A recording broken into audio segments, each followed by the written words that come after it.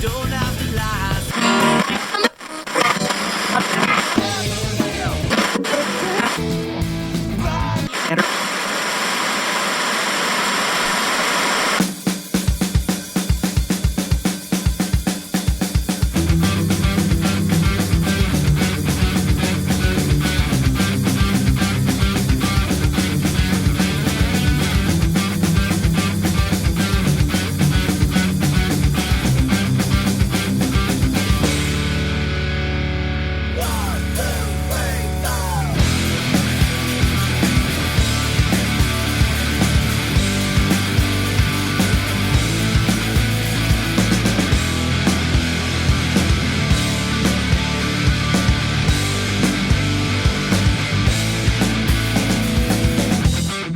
Laying my emotions down, spreading it out like a poker hand. For once I've opened up to let you say that everything I see in you and everything that I want to be, with everything I hope for us to be. I try to release you, I can't let you go. Yeah, it's too hard for me to watch it all go, watch it all go.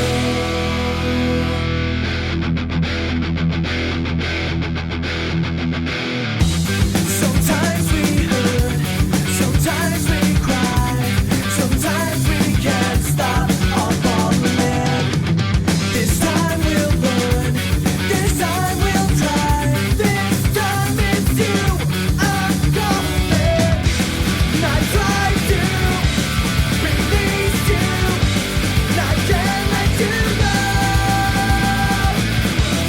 It's too hard for me to watch it all go, watch it go.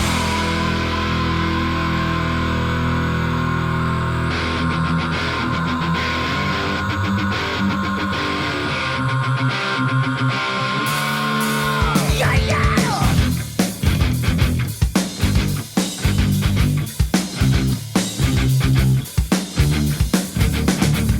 Don't you forget every word you said. Don't you forget all the words you said. Don't you forget all the words you said. Don't you forget all those words.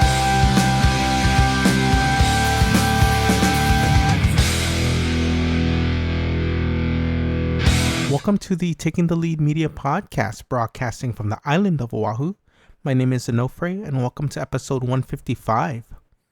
The song you just heard comes from the band National Product. The song is called Release, and it comes off the 2-disc compilation titled Rock Album of the Year, featuring a collection of songs from local bands here in Hawaii, released around maybe 2002. I think every band on this album is no longer active, and there's like 44 bands on this compilation. Although National Product did get together for one show last year and opened up for Thrice at the Republic here in Honolulu. The compilation is available to stream on most streaming services.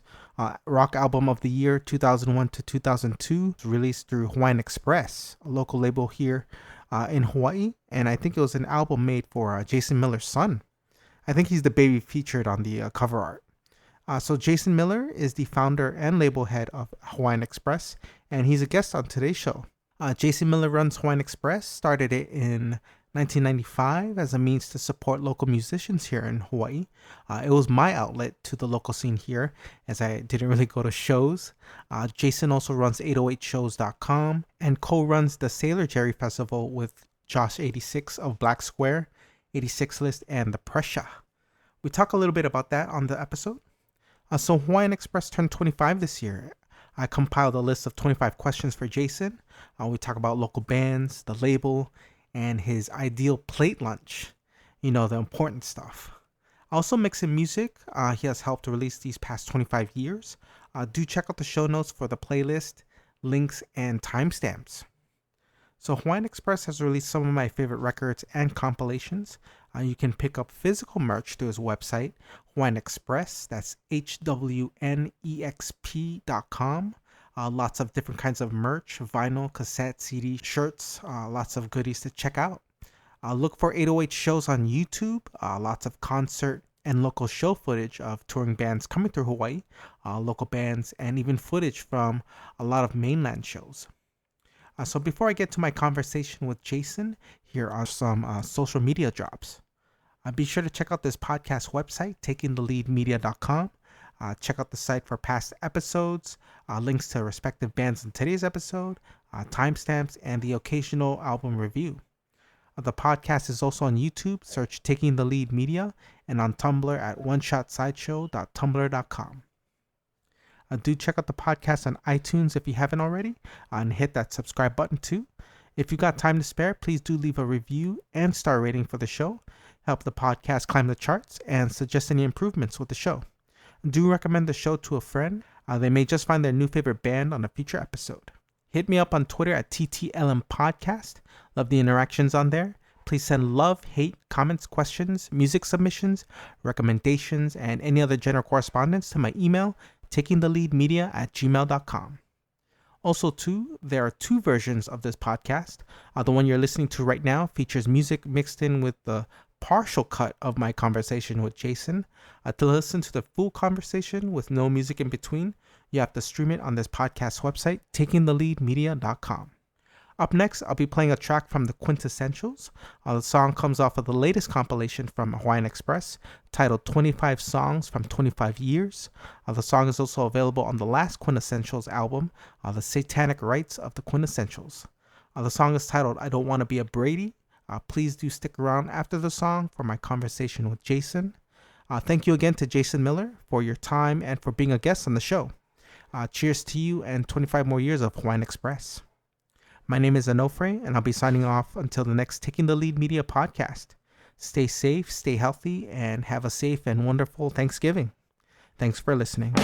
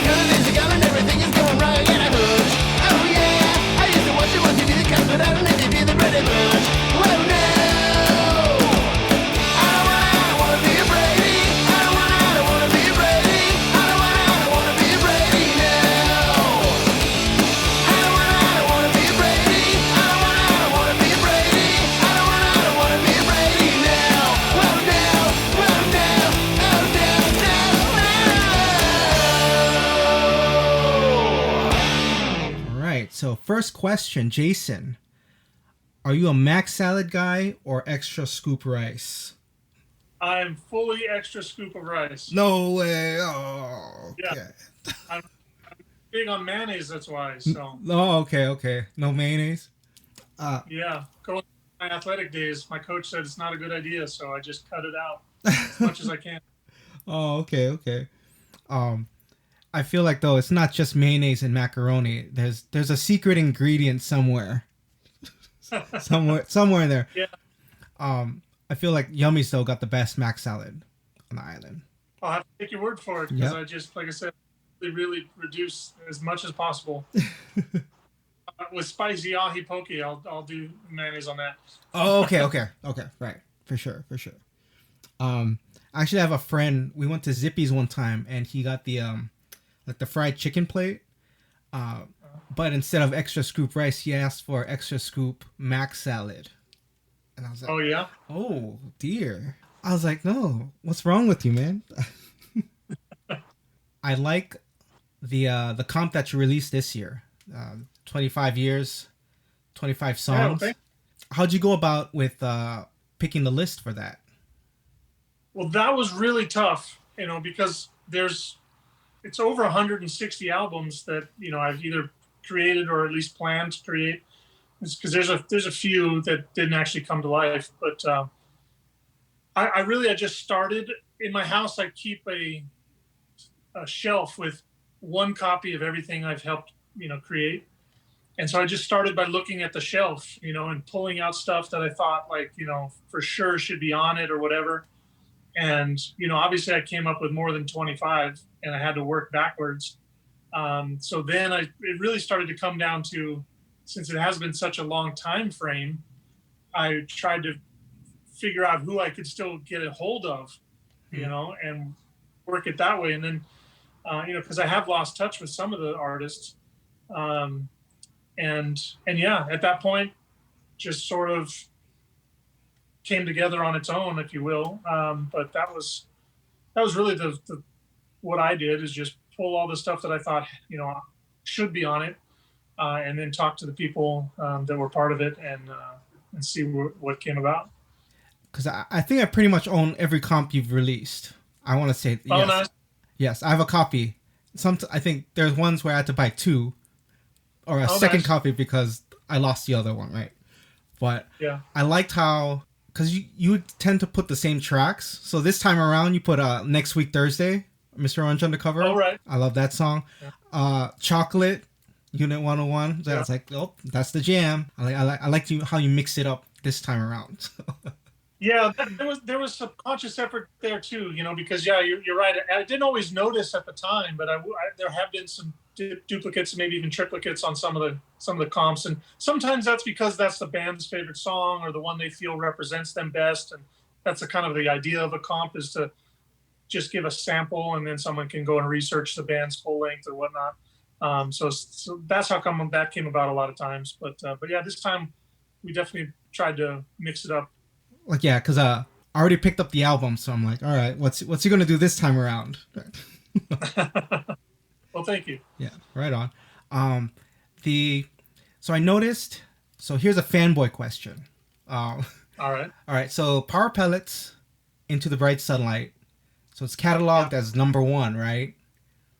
Right. But that's not the first release, right? That's like the 5th one, I think I read online, right? Yeah, that's the 5th album, but the first CD.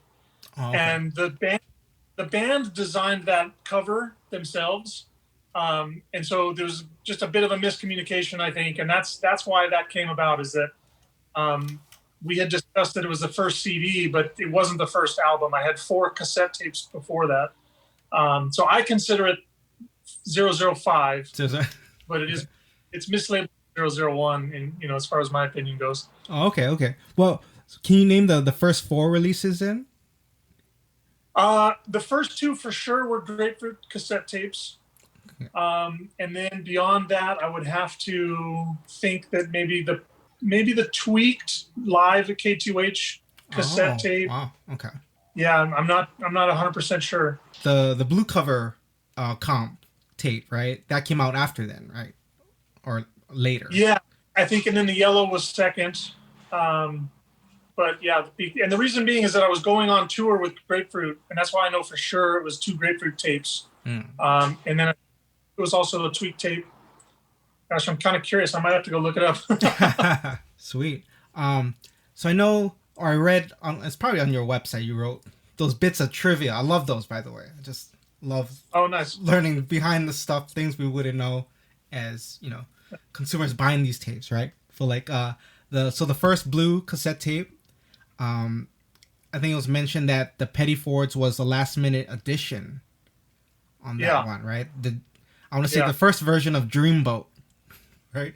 Yeah, it was early version of Dreamboat. Yeah, I don't think it had been released yet. Yeah. I thought it was a great song, and they were really, eager to be part of it. And so, yeah, we put it in there, but I think it caused, some kind of design issue or something along those lines. So, yeah. Were there other recordings besides that one, like early stuff that they had, but they just chose, use Dreamboat? Well, as far as I remember, they had copies of other songs, but they gave me just the one song. And, they may still have, I don't think I ever got anything as early as that. And then later on, we did a split demo tape with them and the Cartmans. But I think that was a later recording session. Okay.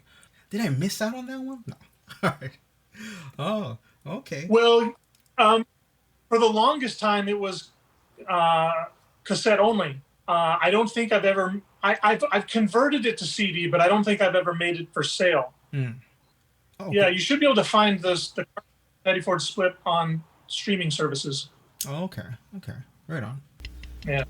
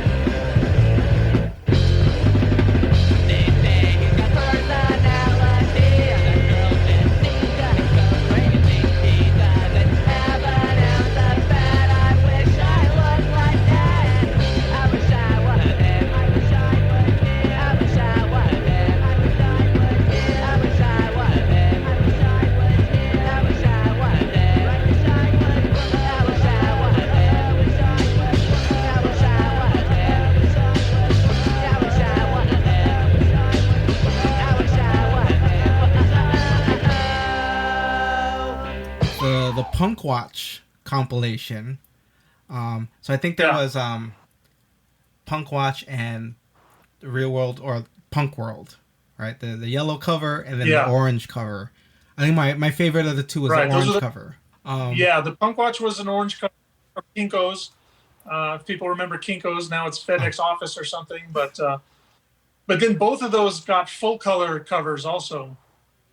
So a modern day purchase of those would be a different cover. Yeah.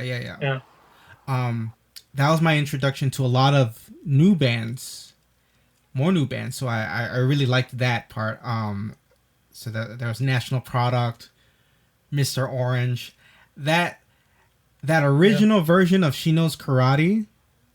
On that one, all right, that was dope. I love that version, and then it's different on Go Punk Yourself.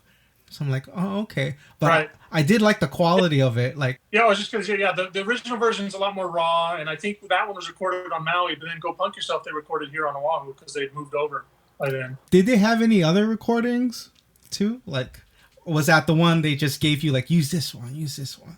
I don't exactly remember, but probably even if I had other recordings, they did say that that's the one they wanted to use. Oh, okay. Because I typically will leave it up to the band.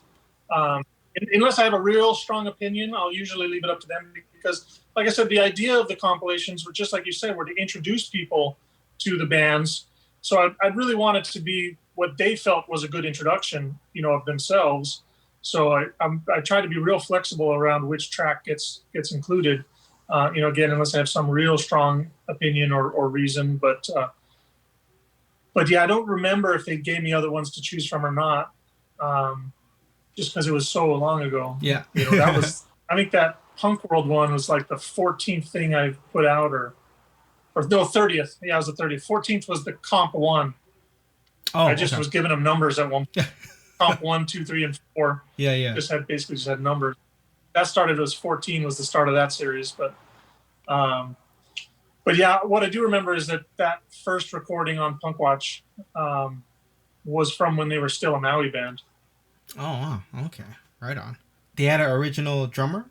Yeah, well, if I'm not mistaken, Chris was the drummer. Wow. Who then moved to guitar and vocals when they moved to Oahu, and then they picked up Max from 8250 as their drummer when they got to Oahu.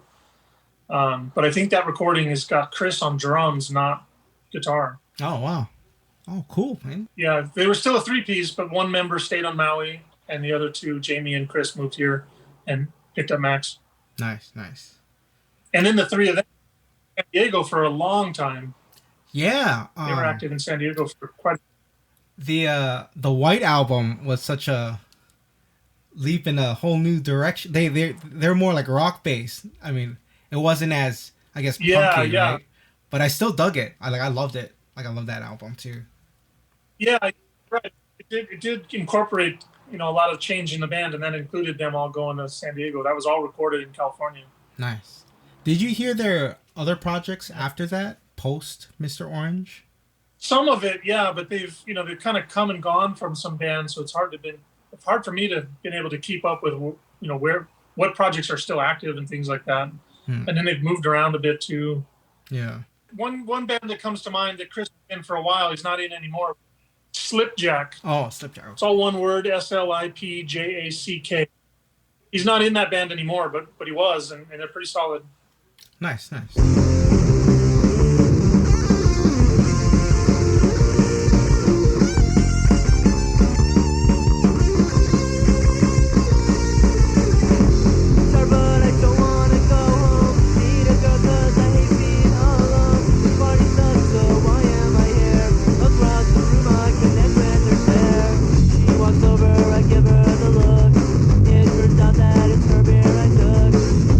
Back, but I don't give in.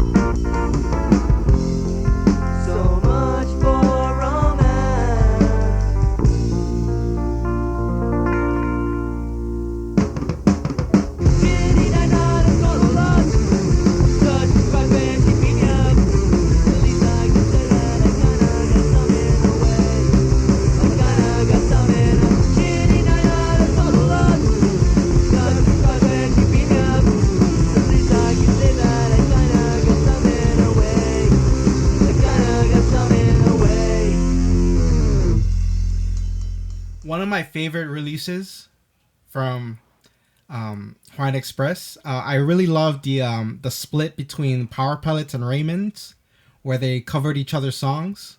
I loved it. I was wondering why didn't that get the CD treatment? Well, sort of the same thing. I just I kind of had it as a back burner project.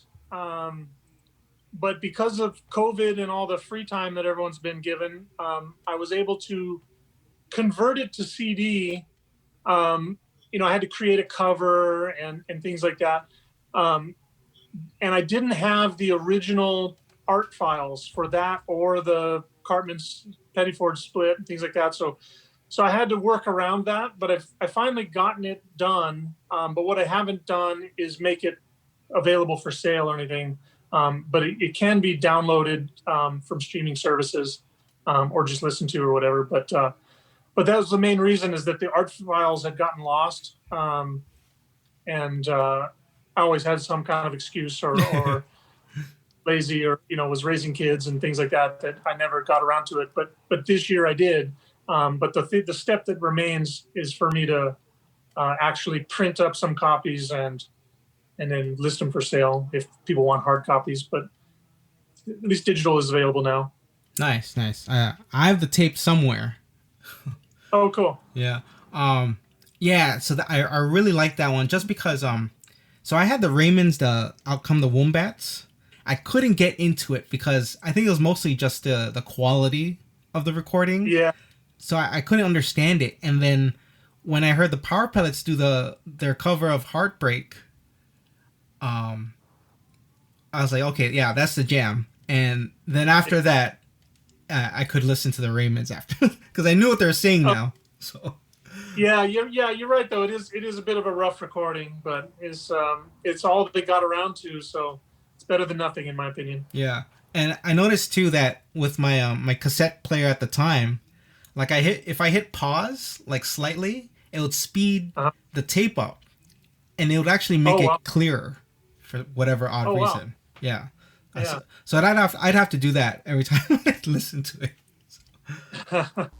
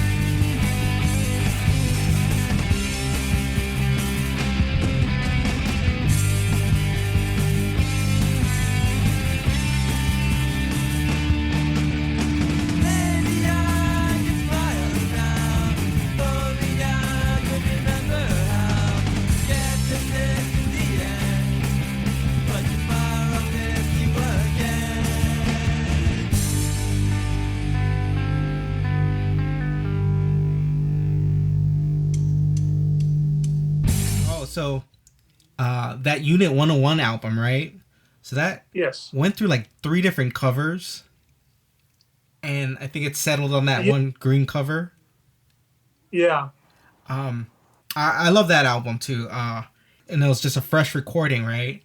Oh yeah, that was the CD is brand new recordings that was actually done in their house in Makaha, Oh my God. and everything in their living room, except for the actual recording gear, was in a VW bus in the driveway. Wow, they lived all the way in Makaha? That's crazy. At the yeah, I think 3 of the 4 members were all living in a house together in Makaha, like way out west side. And I have pictures of it somewhere that I could maybe dig up for you if you're interested. But For sure. it was, like I said, it was literally in the living room of their house. There's surfboards hanging on the walls in the background. They're set up, slid the couch out of the way kind of a thing and set up. And I remember one of the photos I have is the neighbor had a donkey. I took a picture of the donkey in the yard next door. But yeah, like I said, the actual recording gear, we ran a snake out the living room, down the stairs, across the driveway, and into a VW bus. Wow. So that's pretty much a live recording then in their living room. Basically, yeah, basically. And if you listen to it again, you'll start to probably pick up on that a little bit more. And specifically, I think it's the second to last track where they're doing an instrumental and Miles keeps messing up.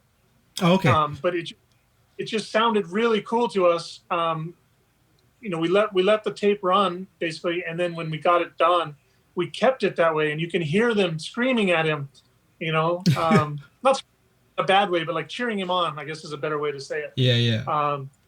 So if you listen to that second to last track, towards the end, you'll hear the voices, and that's because they were all in the room together, and it was basically, like you said, a live recording. Wow. Why didn't they do a second album? I think it was not that they didn't do any additional recordings, because there is a compilation out there with a track that's not on any compilations or the full length that I helped with. Yeah. I'm not even the title of the song, but it was on something that Otto did. And I just think they didn't have enough songs that they were happy with before, life started to get in the way for them, jobs and families. Yeah. And what. And then when Ryan Potez moved away, that just made it really tough. Like, I had him come back and play 1 or 2 shows after he'd moved, but yeah, I think the band just sort of fizzled out because of life, Yeah. Did Ryan play in Engine 9? The other Ryan did. The other Ryan. Oh, okay. He played in Engine 9 bass. He was based in both bands. Oh, okay. Right on.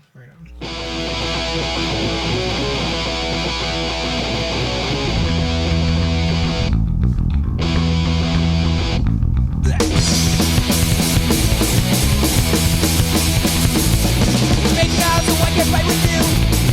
Good rip, you think that's right, okay. Engine 9, 7, don't it matter, just a kilo. Engine 9, it's going for you.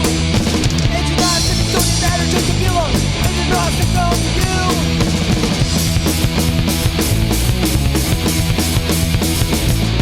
Make now so I can fight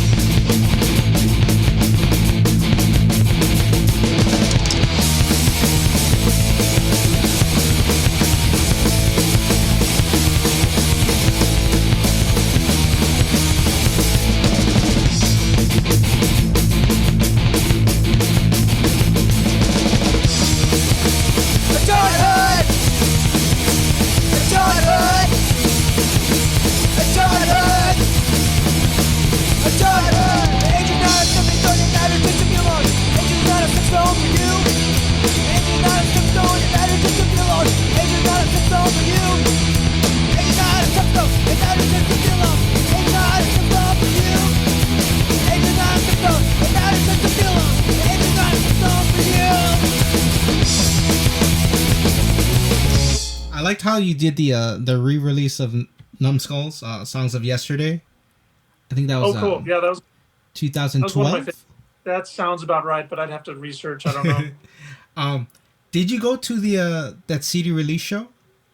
For that album? For that album, I think it was in '98, the July 4th one. Probably not. Reason being, I first came to Hawaii in '92 on a swim scholarship for UH, and I was here for 4 years, and then I found out I could go back to California where I grew up and play water polo for 2 seasons. Nice. And that was '96 to '98. Oh, okay. So, yeah, so I think I was back in like November of '98, or maybe my first show back was November, but I don't think I was here in the summer. I probably would have been more like, September, October, or something like that. Yeah. So I'm starting doing shows again around November. That all sounds right. Oh, okay. Because on the original CD, right, they have that hidden track at the end. I think it was a set, right, from one of their their shows. I think Paradise gig. Did you go to that show that they had at that? No, because when Climbers Paradise was having shows, that's when I was gone. Ah, okay. Yeah, so on the release, that track is there too, but yeah, I wasn't present, and because I don't think I ever saw any shows at that space that was called Climbers Paradise. Ah, okay. Yeah, the way they described it, because they wrote it, or they have like a hidden, like you got to open up the CD case and they have like a little note at the back.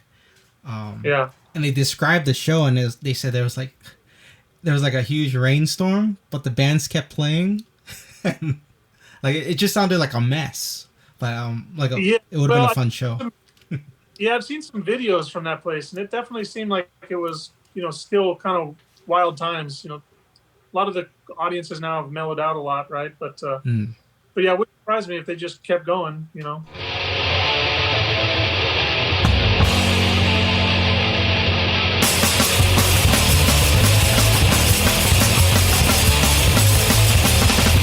On, I'm running long, I can't find my way home in each time. Each time I'm running all alone, I hear the voices screaming to me. Why can't they leave me alone? Just wanna be free from this misery. I can feel it coming, I'm falling. Can I see it with my eyes? I can feel it coming, I'm falling. Can I see it with my very own eyes?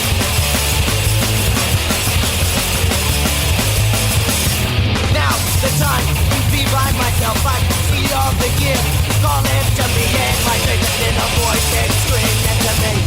Why can't they leave me alone? Just wanna be free from this misery. I can feel it coming, I'm falling. Can I see it with my eyes? I can feel it coming, I'm falling. Can I see it with my very own eyes?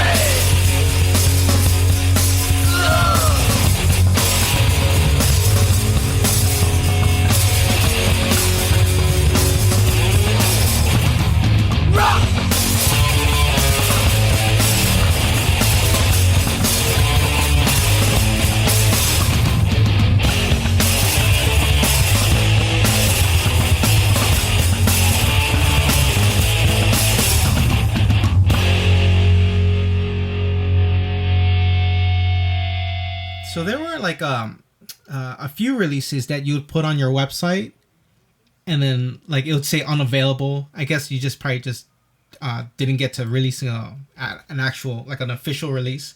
Like one of them being Sideline Hero. Yeah, well, so that's a good example of stuff that I've been trying to get to in my spare time lately. Is that we plan to do an album.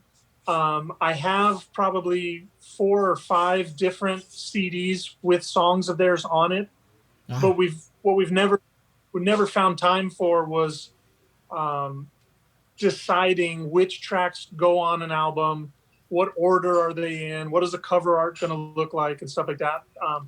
But I have reached out to them recently, and we've sort of said, yeah, we should get that done. We just, as of today, we still haven't. But yeah, that's kind of a great example of what I was talking about earlier, is how there's 160, I think it's 162 different projects that have, gotten a green light, but they're just in various stages if they're not available yet. And like I said, there's at least a few that I can think of. And, maybe they never get completed. But Sideline Hero is one of the ones that I would think maybe in the next few months might actually finally see the light of day. Really? Wow, that'd be dope. Yeah. Yeah. Because I remember it was one summer. I think it was 2003, maybe, or 2004, maybe 2003. But they played a show at I think the Pink Cadillac. Yeah. And I remember. Yeah, they're a Big Island band, if you didn't know, and so that's why they didn't play out live very often over here. Yeah, I heard that. Yeah, from Big Island. Yeah. And they had 2 CDs at the show, and I picked those up, and it's like, okay, this is for. Oh, nice. I mean, at the time, I think they were ahead, like musically, like that was something different. Like, I guess in terms of like, they're more like heavy, more metalcore, I guess, at the time. Yeah. They were super solid, definitely. Yeah, and you're right. There wasn't a lot of people doing it back then.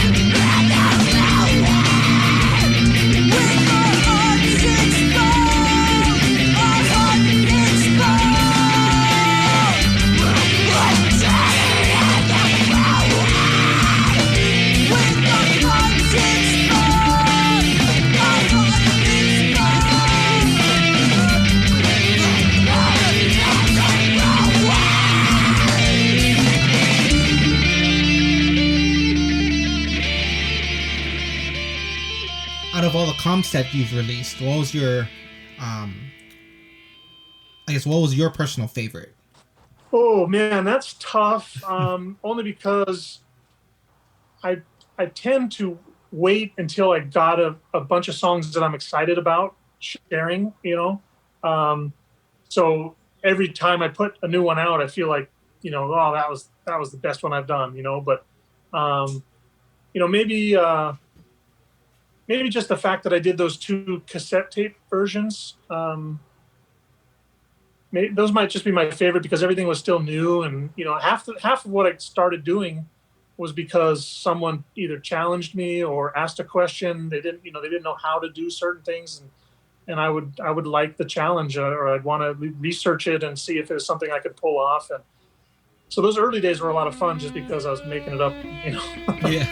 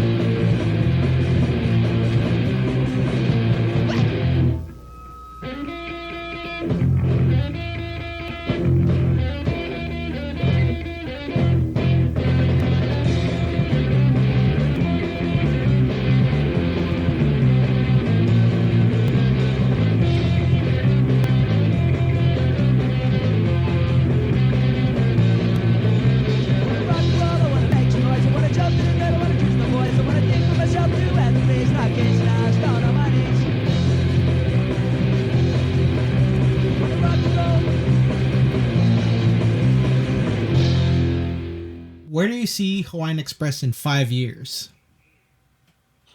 Oh man, that is gosh, that is really hard to predict. Yeah. Because I would have never thought I would have gone to 25 years, let alone 30. Yeah. I would like to think that it's still around.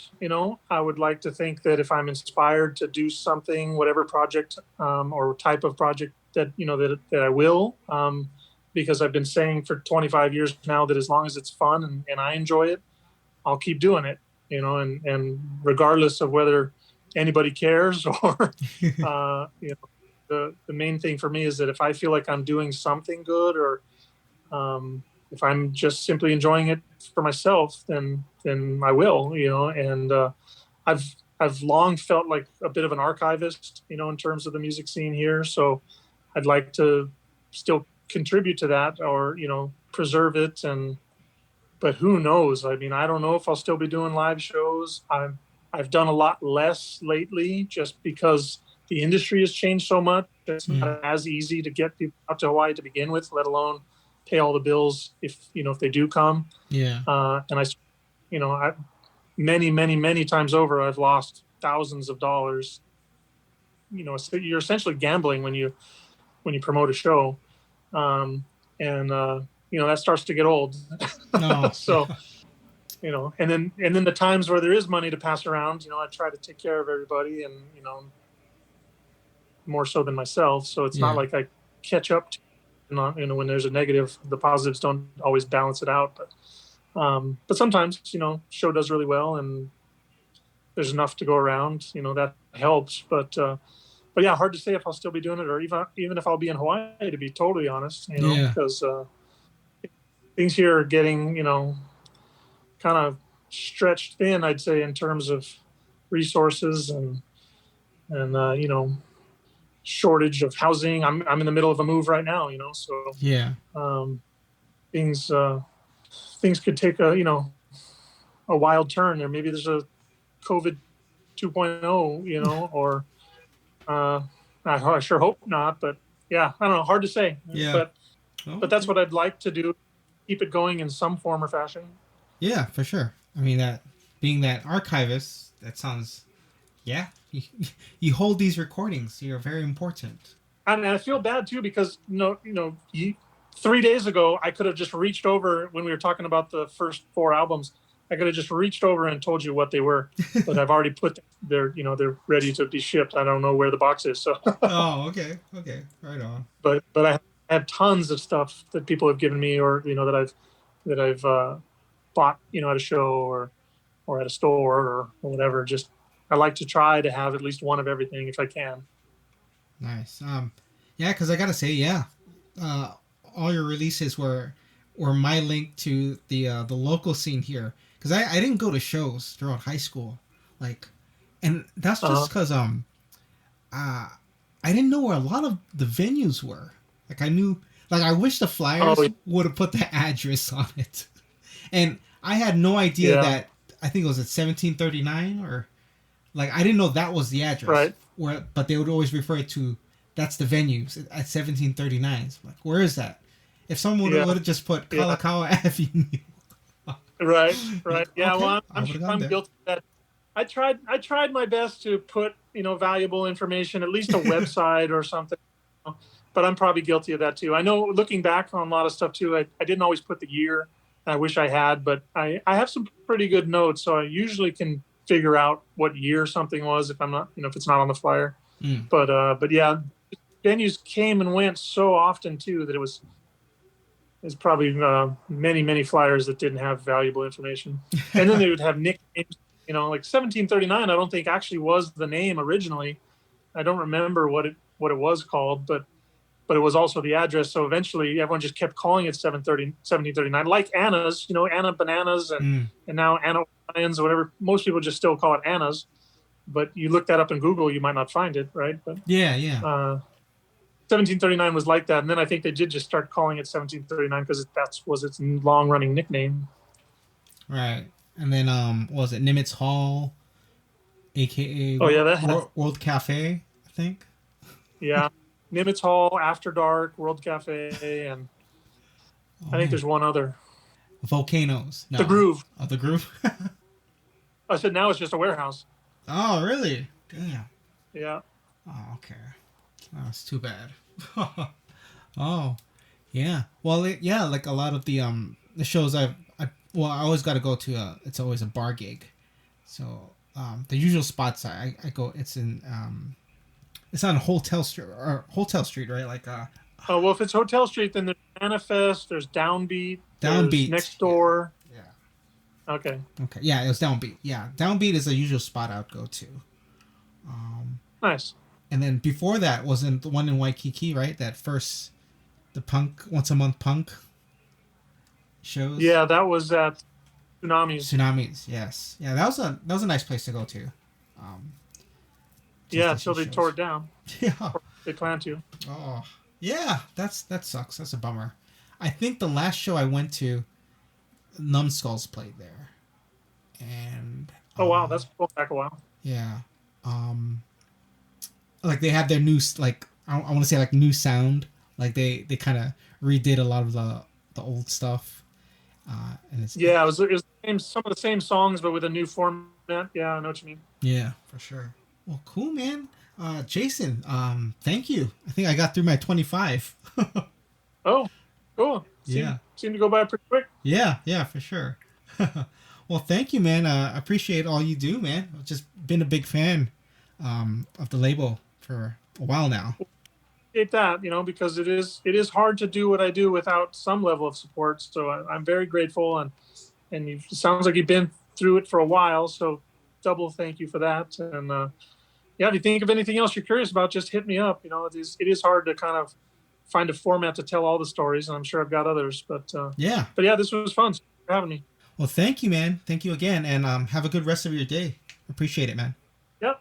Take it easy. Yeah. Thanks. Bye. Bye.